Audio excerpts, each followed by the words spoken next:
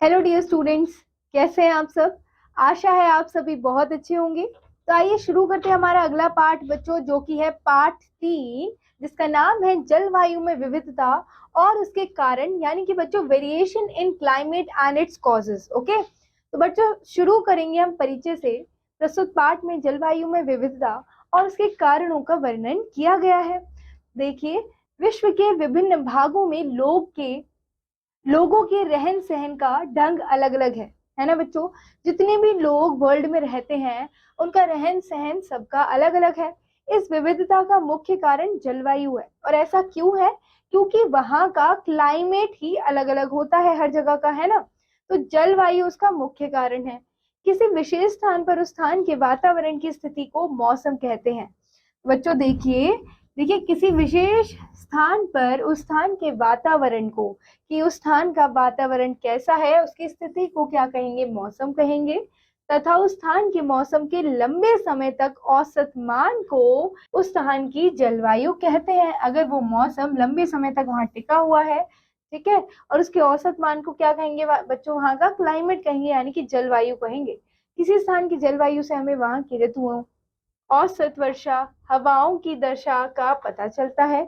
सूर्य से प्राप्त होने वाली ऊष्मा की मात्रा तथा ताप ही किसी स्थान की जलवायु को प्रभावित करते हैं। ठीक है, मौसम दिन प्रतिदिन अथवा प्रति घंटे परिवर्तित होता रहता है। ठीक है बच्चों, जैसे किसी दिन सुबह को ठंड हो सकती है और थोड़ी देर बाद दोपहर में गर्मी हो सकती है। तो बच्चों आइए जानते हैं जलवायु कैसे काम करती है, how does the climate of a place works. ठीक है, और वो कैसा होता है। तो बच्चों सबसे पहला विषय है हमारा क्लाइमेट। किसी स्थान के वायुमंडल की स्थिति का लंबे समय तक लगभग एक समान रहना जलवायु कहलाता है। ठीक है बच्चों, देखिए किसी स्थान का जो वायुमंडल है, यानी कि एटमॉस्फेयर है, लंबे समय तक एक जैसा रहना, उस स्थान का क्या कहलाता है? जलवायु, यानी कि क्लाइमेट कहलाता है। विश्व में अनेक प्रकार की जलवायु पाई जाती है। अंटार्कटिका दक्षिणी ध्रुव, यानी कि बच्चों साउथ जो पोल अंटार्कटिका, ये विश्व का सबसे ठंडा स्थान है। ठीक है, ये कोल्डेस्ट प्लेस है साउथ पोल। जबकि अफ्रीका में सहारा मरुस्थल अत्यधिक गर्म है। लेकिन अफ्रीका में जो सहारा डेजर्ट है बच्चों, वो क्या है? वो बहुत ही ज्यादा गर्म है। ठीक है, यानी कि हॉटेस्ट है। भारत में मौसिनराम विश्व की सर्वाधिक वर्षा वाला क्षेत्र है। तो बच्चों चेरापूंजी में मौसिनराम क्या है? विश्व की सर्वाधिक वर्षा वाला क्षेत्र है। ठीक है, जो मेघालय में स्थित है। जबकि दक्षिण अमेरिका के पेंटागोनिया मरुस्थल में कई सौ वर्षों से वर्षा नहीं हुई है। तो बच्चों जो पेंटागोनिया मरुस्थल है, यानी कि ये जो डेजर्ट है, इसमें अमेरिका में कई वर्षों से वर्षा ही नहीं हुई है। चीन के पूर्वी तट पर तेज हवाएं चलती हैं, इन्हें टाइफून कहते हैं। और चीन का जो बच्चों पूर्वी तट है, ठीक है, जो पूर्वी तट है चीन का, वहां पर गर्म हवाएं चलती है, उसे क्या बोलते हैं? टाइफून कहते हैं। कहीं मरुस्थलीय जलवायु है तो कहीं मानसूनी जलवायु है। इस प्रकार विश्व की जलवायु में विविधता है। ठीक है, सबसे पहले पढ़ेंगे बच्चों मौसम या जलवायु की जानकारी, यानी कि वेदर और क्लाइमेट इंफॉर्मेशन।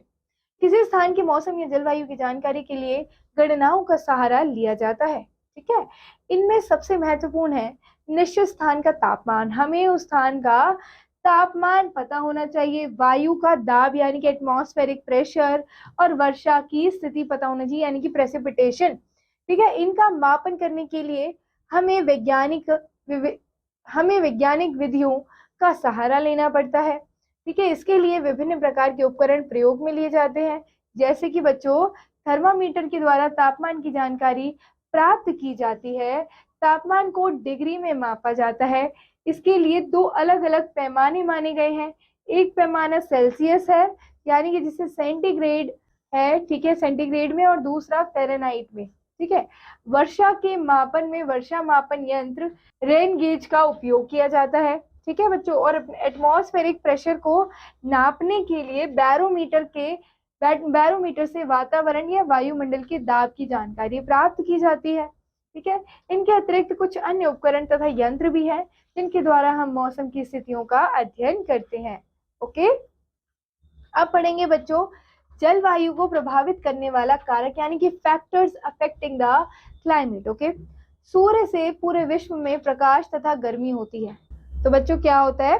सूर्य से पूरे विश्व में प्रकाश तथा गर्मी होती है ना। सूर्य की गर्मी से विश्व के मौसम में परिवर्तन होते हैं, ठीक है। जो वर्ल्ड का जो मौसम है वो परिवर्तन होता है, उसमें चेंजेस होते हैं। सूर्य की इस गर्मी को तापमान कहते हैं। क्या कहते हैं? टेम्परेचर कहते हैं, ठीक है, तापमान कहते हैं। तापमान को मापने के लिए मापक का प्रयोग किया जाता है, ठीक है, जिसे तापमापी कहते हैं। क्या कहते हैं बच्चों? से तापमापी कहते हैं, ठीक है। फिर सूर्य का तापमान पृथ्वी तथा सूर्य की दूरी पर निर्भर करता है कि पृथ्वी जो है वो सूर्य से कितनी दूरी पर है, तथा जलवायु को भी प्रभावित करता है। जलवायु को प्रभावित करने वाला कारक निम्नलिखित है। कौन कौन से बच्चों? सबसे पहले सूर्य की स्थान से दूरी, यानी कि distance of the sun from the location. Okay, सबसे पहले ये देखेंगे कि सूर्य के स्थान से कितनी दूरी है, ठीक है। किसी स्थान की जलवायु सूर्य से कितनी दूरी पर है, इस बात पर निर्भर करती है, अर्थात जो स्थान सूर्य से जितना अधिक दूर होगा वहां उतनी ही कम गर्मी होगी, और जो स्थान सूर्य से जितना निकट होगा उस स्थान पर उतनी ही अधिक गर्मी होगी।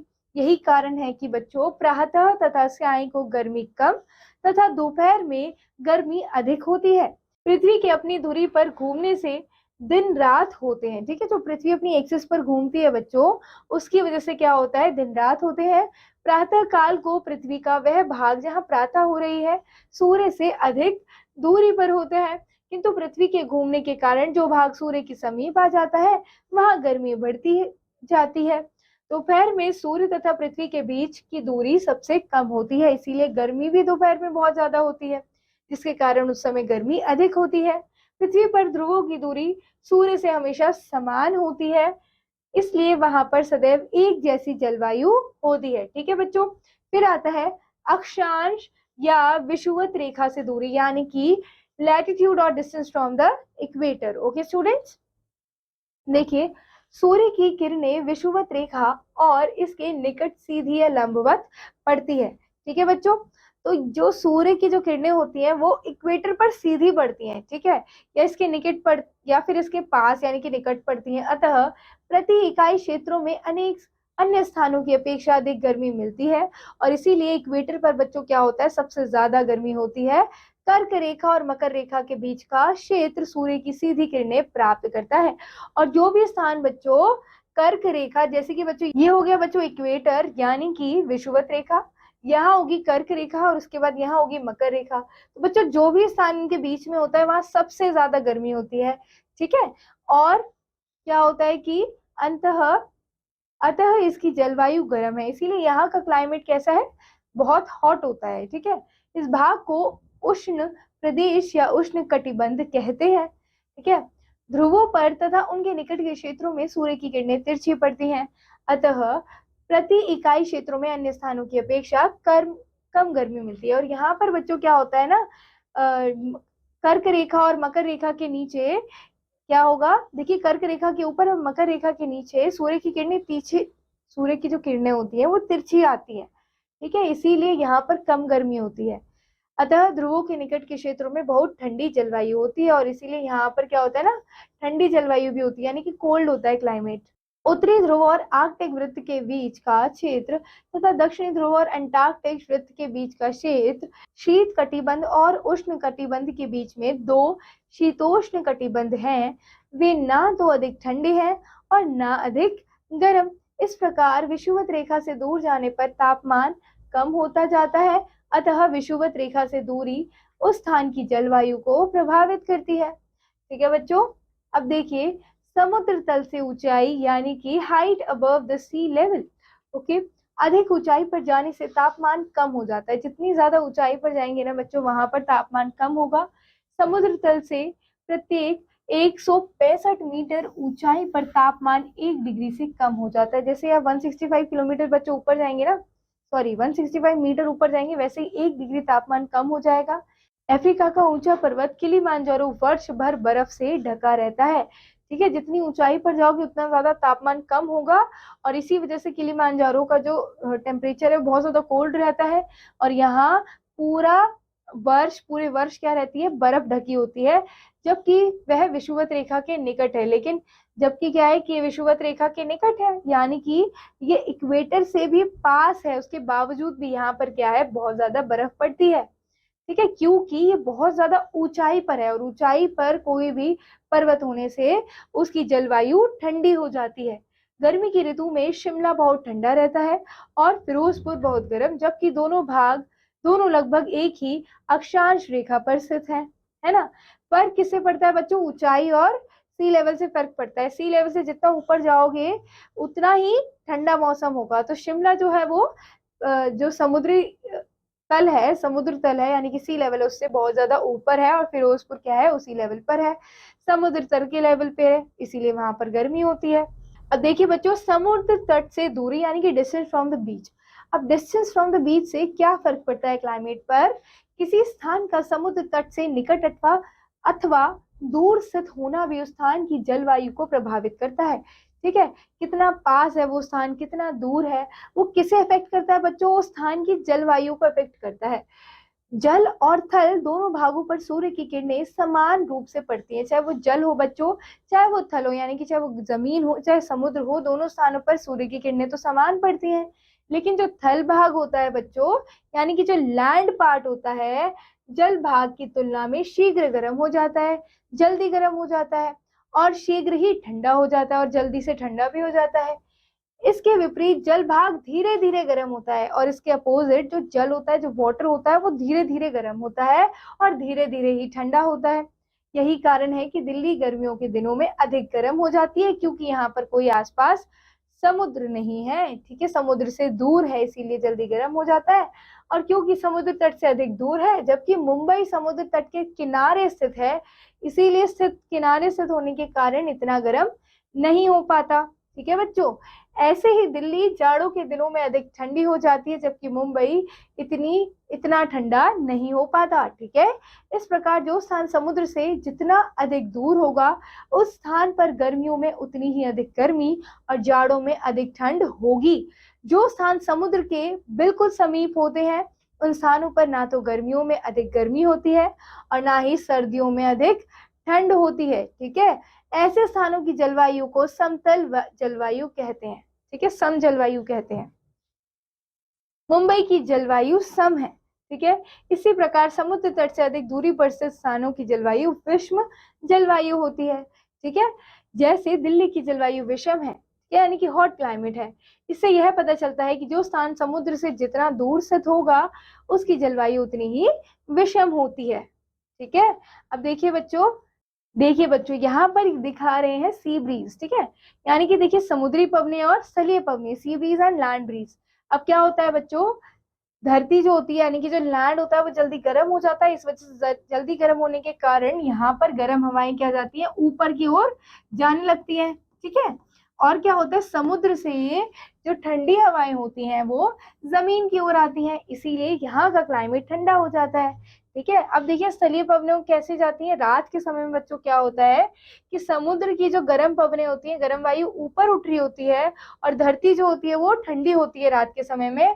तो ठंडी वायु धरती से किस तरफ जाती है, समुद्र की ओर जाती है। ठीक है, तो इस तरीके से जो स्थान समुद्र के निकट होते हैं वहां पर ना तो अधिक गर्मी होती है और ना ही अधिक ठंडी होती है। ठीक है, अब पढ़ेंगे बच्चों हवा की दिशा यानी कि विंड डायरेक्शन। ओके, हवा तथा हवा की चलने की दिशा भी किसी स्थान की जलवायु को प्रभावित करता है। ठीक है, करती है। समुद्र से भूमि की ओर चलने वाली हवाओं में नमी अधिक होती है। तो जो बच्चों देखिए समुद्र से भूमि की ओर जो हवाएं चल रही है वहां पर वेपर ज्यादा होंगे। ठीक है, वो ठंडी हवा होगी, उसमें नमी होगी, मॉइस्चर होगा। ये नम हवाएं वर्षा करती हैं, और यही जो नम हवाएं होती हैं वर्षा करती हैं। इसी प्रकार भूमि से समुद्र की ओर चलने वाली हवाएं शुष्क होती हैं, और जो बच्चों भूमि से यानी कि धरती से जो हवाएं समुद्र की ओर जा रही है वो शुष्क यानी कि गर्म होती हैं। आप जानते हैं कि गर्मियों में उत्तर भारत में गर्म हवाएं लू और सर्दियों में ठंडी हवाएं शीत लहर चलती हैं। ठीक है, तो गर्मियों में क्या चलती है, लू चलती है, और सर्दियों में शीत लहर चलती है। ये हवाएं भी स्थान विशेष की जलवायु को प्रभावित करती हैं। ठीक है, इन सबके अतिरिक्त वर्षा, रेतीली भूमि, पर्वत आदि भी जलवायु को प्रभावित करने वाले अन्य कारक हैं।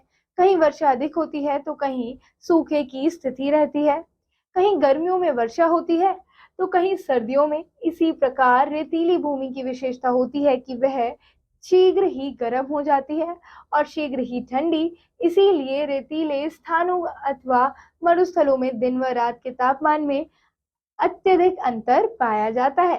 पर्वत भी जलवायु को प्रभावित करते हैं, जैसे कि हिमालय अपने उत्तर की ओर से आने वाली ठंडी हवाओं से उत्तरी भारत की जलवायु को ठंडा होने से बचाता है। ठीक है बच्चों, तो यहाँ ये पार्ट समाप्त होता है। आशा है बच्चों आप सभी को ये पार्ट बहुत अच्छे से समझ आया होगा। बच्चों इस पार्ट में आए कुछ बिंदुओं को हम दोहराते हैं। किसी स्थान के वायुमंडल की स्थिति का लंबे समय तक लगभग एक समान रहना जलवायु कहलाता है। तापमान को डिग्री में मापा जाता है। किसी विशेष स्थान पर उस स्थान के वातावरण की स्थिति को मौसम कहते हैं। तापमान को मापने के लिए एक मापक का प्रयोग किया जाता है जिसे तापमापी कहते हैं। ठीक है, दिल्ली की जलवायु विषम है। बच्चों यहाँ ये पार्ट समाप्त हो चुका है। आशा है आप सभी को बहुत अच्छे से समझ आया होगा। हम मिलते हैं अगले पार्ट में अगली वीडियो के साथ। तब तक कीप रिवाइजिंग बच्चों, keep learning. Thank you, all the best.